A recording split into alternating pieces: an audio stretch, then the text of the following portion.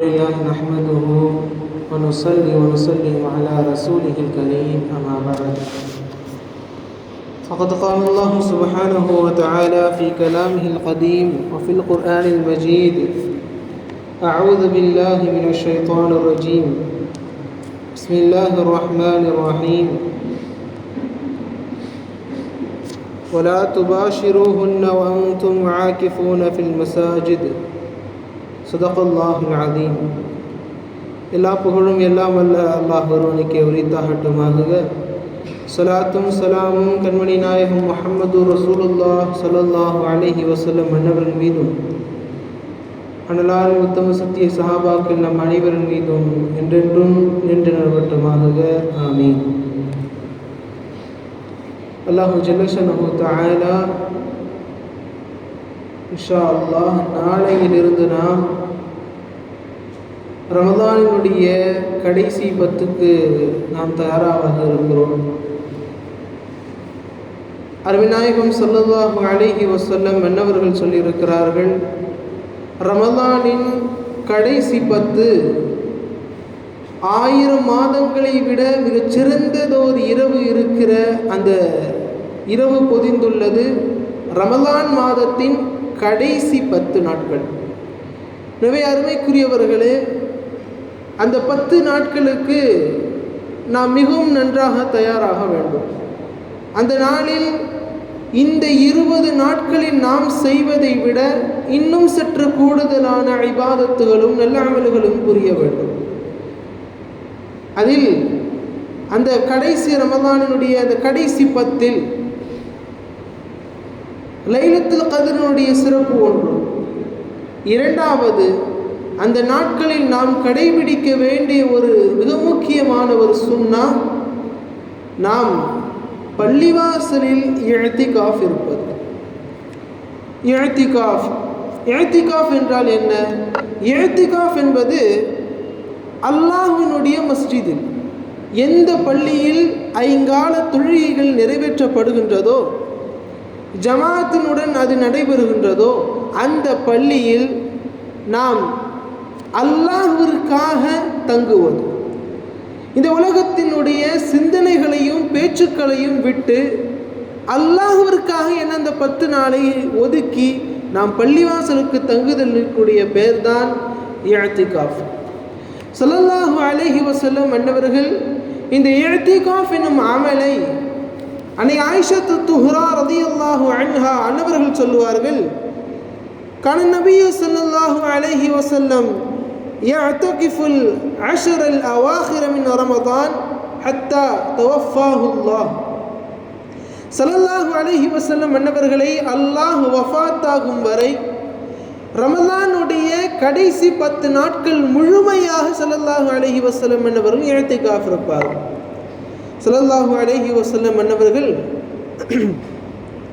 மஸ்ஜிது நபவி ஆரம்ப காலகட்டத்தில் மிக குறுகியதாக கட்டப்பட்டது. அதனோடு சேர்த்து அவர்களும் வீடுகளும் இணைக்கப்பட்டது. எனவே ஸல்லல்லாஹு அலைஹி வஸல்லம் அன்னவர்கள் அவர்கள் இஅ்திகாஃப் இருக்க வேண்டும் என்பதற்காக அந்த பள்ளிக்கு அருகிலேயே ஒரு கூடாரத்தை இட்டு அதிலே ஸல்லல்லாஹு அலைஹி வஸல்லம் அன்னவர்கள் இஅ்திகாஃப் இருந்தார்கள். பின்பு பள்ளிவாசல் விரிவடைந்ததற்கு பின்னால் அந்த பள்ளிவாசலுக்குள்ளேயே ஸல்லல்லாஹு அலைஹி வஸல்லம் அன்னவர்கள் தங்கினார்கள், அங்கே இஅ்திகாஃப் இருந்தார்கள். எனவே அருமைக்குரியவர்களே, இஅ்திகாஃப் என்னும் அமல் மிக முக்கியமான அமல். அதுவும் ரமதானுடைய கடைசி 10 நாளில் ஸல்லல்லாஹு அலைஹி வஸல்லம் அன்னவர்கள் சொல்லுவார்கள், நான் லைலத்துல் கத்ருடைய இரவை தேடி ரமலான் மாதத்தில் முதல் 10 நாட்களில் நான் இஅ்திகாஃப் இருந்தேன். பின்பு 2வது 10லும் நான் இஅ்திகாஃப் இருந்தேன். பின்பு ஜிப்ரீல் அலைஹிஸ்ஸலாம் அன்னவர்கள் சொன்னார்கள், கீலலி, எனக்கு சொன்னார்கள், நீங்கள் தேடுகின்ற அந்த லைலத்துல் கத்ருடைய இரவு என்பது இன்னஹா ஃபில் 10 அவாகிர், ரமலானுடைய அந்த கடைசி 10 நாட்களில் தான் உள்ளது. இதை கூறிவிட்ட நாயகம் ஸல்லல்லாஹு அலைஹி வஸல்லம் அன்னவர்கள் சொன்னார்கள், ஃபமன் அஹப்ப மின்கும் ஐ யஅ்தகிஃப ஃபல்யஅ்தகிஃப். உங்களில் யார் யாருக்கெல்லாம் இஅ்திகாஃப் இருக்க வேண்டும், அல்லாஹ்வின் பள்ளியில் தங்க வேண்டும் என்று விருப்பம் இருக்கிறதோ அவர்கள் தங்கிக் கொள்ளலாம். என்று சொன்னதும் மக்களும் அங்கே தங்கினார்கள். சரி, நாம் கண்டிப்பாக இஅ்திகாஃப் இருக்க வேண்டுமா? ஒவ்வொருவரும் இஅ்திகாஃப் இருக்க வேண்டுமா? இல்லை. ஹனஃபி மதுஹபின்படி ஃபர்து கிஃபாயா என்பார்கள் உலமாக்கள். அப்படி என்றால் ஊரில் குறைந்தபட்ச நபர்கள் அல்லது ஒரு நபராவது பள்ளிவாசலில் கட்டாயம் தங்க வேண்டும். அந்த பள்ளியில் ஒருவரும் கூட தங்கவில்லை என்றால் அந்த பள்ளிவாசலில் மட்டுமல்ல, அந்த பள்ளிவாசலுடைய யார் யாரெல்லாம் அந்த மஹல்லாவை சுற்றி இருக்கிறார்களோ அவர்களுக்கு எல்லாருக்கும் அந்த பாவம் போய் சேரும் என்பார்கள். எனவே அருமைக்குரியவர்களே, நம்முடைய ஊர்களில் யாரேனும் ஒரு நபராவது இந்த பள்ளிவாசலில் இஅ்திகாஃப் கட்டாயம் இருக்க வேண்டும். சரி, இந்த இஅ்திகாஃப் இருக்க வேண்டும் என்றால் இந்த இஅ்திகாஃப் ஏன் நாம் இருக்க வேண்டும்? தொழுகை என்றால் நாம் தொழுதால் இறைவனிடத்தில் பேசுகிறோம், நமக்கு நன்மைகள் கிடைக்கின்றது. சரி, இந்த இஅ்திகாஃபின் மூலம் நமக்கு என்ன கிடைக்கிறது? ஸல்லல்லாஹு அலைஹி வஸல்லம் மன்னவர்கள் சொல்லியிருக்கிறார்களா இல்லையா? 1000 மாதங்களை விட சிறந்த இரவு. அல்லாஹு ஜல்லஷனஹு தஆலா அவனது அருள்மறையில் பதிவு செய்த வாசகம் அது. 1000 மாதங்களை விட மிகச் சிறந்தது ஒரு இரவில் தான் நாம் குர்ஆனை இறக்கினோம் என்றால் அல்லாஹு தஆலா. அந்த இரவை நாம் பரிபூர்ணமாக அடைய வேண்டும் என்றால் அதற்கு இந்த இஅ்திகாஃப் ஒரு காரணம் என்பார்கள் ஸல்லல்லாஹு அலைஹி வஸல்லம் அவருடைய ஹதீஸின் மூலம். நாம் சொன்னது ஒரு ஹதீஸின்படி ஸல்லல்லாஹு அலைஹி வஸல்லம் அவர்கள் சொல்வார்கள், அல்தமிசு ஹாதிஹில் லைலா, நான் இந்த இரவை மகத்துவம் நிறைந்த இந்த லைலத்துல் கத்ருடைய இரவை தேடி நான் இந்த இஅ்திகாஃபை இருக்கிறேன். எனவே அருமைக்குரியவர்களே, இஅ்திகாஃப் இருப்பதின் மூலம் நமக்கு கிடைக்கிற நன்மைகளில் முதல் நன்மை என்றாலே நாம் லைலத்துல் கத்ருடைய இரவை முழுமையாக அடைகிறோம். இரண்டாவதாக ஸல்லல்லாஹு அலைஹி வஸல்லம் அன்னவர்கள் சொன்னதாக ஹதீஸும் இருக்கிறது, சில உலமாக்கள் சொன்னதாகவும் இருக்கிறது. மன் இஅ்தகஃப 10 ஃபீ ரமதான, ரமதானுடைய மாதத்தில் யார் 10 நாட்கள் இஅ்திகாஃப் இருக்கிறார்களோ, கான க ஹஜ்ஜதைனி அவ் உம்ரதைனி, அவர் 2 ஹஜ் செய்த நன்மையும் 2 உம்ரா செய்த நன்மையும் அவருக்கு கிடைக்கும். நாம் சாதாரணமாக காலங்களில் ஹஜ் செய்வதானால் அதற்குண்டான தொகைகள் வேறு, பல லட்சங்கள் தாண்டி விடுகிறது. உம்ரா செய்ய வேண்டும் என்றாலும் இன்றைய காலத்தில் லட்சங்களை தாண்டுகிறது. நாம் நம் ஊரில் இருந்து கொண்டே கஅபாவில் சென்று நாம் இறைவனிடம் கேட்கும் அந்த தவாஃபையும் அங்கே நாம் செய்கிற நல்ல அமல்களுடைய நன்மைகளும் இந்த ஊரில் இருக்கிற நிலைமையிலேயே எனக்கு கிடைக்க வேண்டும் என்று ஒருவர் நினைத்தால் அவர் பள்ளிவாசலில் ரமதானுடைய நாளில் 10 நாள் அவர் இஅ்திகாஃப் செய்துவிட்டால் அவருக்கு அந்த நன்மைகள் கிடைத்துவிடும். அவர் இங்கிருந்து அவர் கஅபாவை சந்திக்க வேண்டும் என்ற அவசியம் இல்லை. ஹஜ் செய்ததுக்குண்டான நன்மைகளை அல்லாஹு தஆலா தருகிறான். உம்ரா செய்த நன்மைகளை அல்லாஹு ஜல்லஷனஹு தஆலா தருகிறான்.